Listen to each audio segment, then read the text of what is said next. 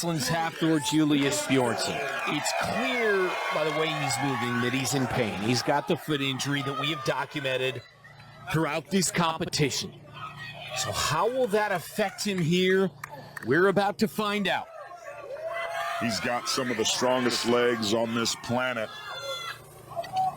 A little uneven there in Ginger as he dropped it down. You can see he's feeling it already. Not stable at all. That could have been catastrophic, that little bobble there with that much weight on his shoulders. Thor better be careful here. Let's see if he can rebound. Again, the number to beat is 7, set by Canada's J.F. Caron. 4 so far for half-door. And now he's at 5, so he has responded well after some early struggles. An incredible recovery. Not only could that have ended the competition for him, he could have got himself hurt as he just drops. That bar, man. He was able to tie Caron, but I think the bigger story is the way he finished right there. Immediate assistance. He's such a competitor. That long pause there at the bottom, he's just fighting through the pain to get every rep he can. And again, he's the co-leader in this event with Caron. So here's Brian Shaw. This is his 11th consecutive appearance in the final, extending his own record. His only miss was his debut in 2008. So you wonder, Aaron, how much experience will play a role here? The experience that Shaw brings in is his mental toughness and strength. The mentality to stay focused and avoid the costly mistakes are why he's been so successful. It's interesting to note that he's wearing gloves. Everything Brian Shaw does is with intention. Even the way he's lowering this massive weight, it's like he's a coiled spring waiting to get to the bottom and then just unleashes after that eccentric movement and pushes his hips through, and he is repping these out one after the other. Number to beat is 7. He's at 6. And to your point, he loves to control the situation. He does not like variables. He is a thoughtful giant, powerful and intellectual at the same time. But he's feeling the 750 pounds. Well, he goes in the lead with his 8th, and now trying to pad that lead. Can he get a 9th? Ooh. No. Brent, he suddenly dropped that barbell. Looks like he's almost out on his feet, like he's going to pass out there. Man.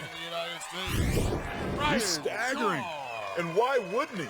750 pounds. Look how deep he is. Muscles burning, starved for oxygen, putting your body under so much pressure and stress. Representing the United States, Martin. We have seen some courageous efforts in this event, and now we get to Leetsies, who's currently in 2nd here in the final. He trained with Thor in the last year in both Los Angeles as well as Iceland to help gain experience and learn from the defending champion. We'll see how that works out here. The squat lift is an event, Brent, that is very quad dominant. Certainly not a problem for Martin's Leetsies. One of the things I'm noticing is he's really attacking this weight. Has a little bit of a reset and bobble there. But what we saw with Shaw and Thor, they were very gingerly dropping the weight, whereas Leetsies is really attacking it. 9 for Leetsies.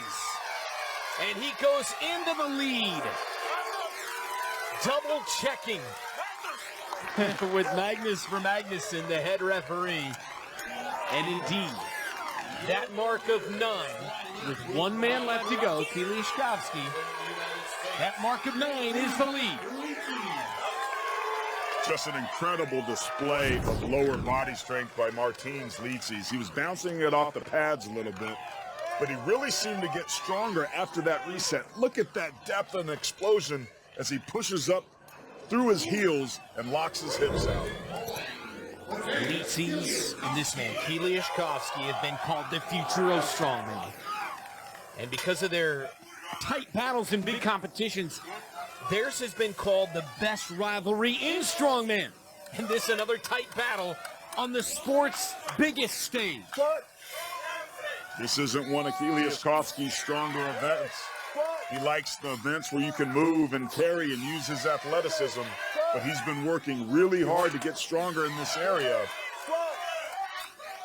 Really see him attacking the weight too, dropping it, but it's uneven. And when you have that much weight on your back, you have to stabilize that as well. But this may be as good as I've seen him in this event. Biggest supporter in his life is his wife, Alexandra. And again, we've seen her in competitions in the past. He says she actually knows more about the sport than I do, but she's unable to be here. She is 7 months pregnant. Meantime, Kiliashkovsky has to tap out at 7, and he will settle for a 3-way tie for third in this event.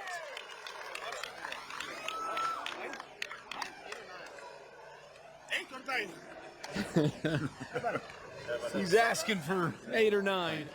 A little disappointed. Kiliashkovsky's got to feel great about his effort here. So gutsy. It's clear that he's worked on his leg strength, and it was clearly on display. So Leetsies is the winner, and he's standing by with Jenny Dell. Martins, you just took the lead. I know you're competing against all the guys here, but I sense that there's a little rivalry going between you and Kiliashkovsky. Can you explain that a little bit? You bet.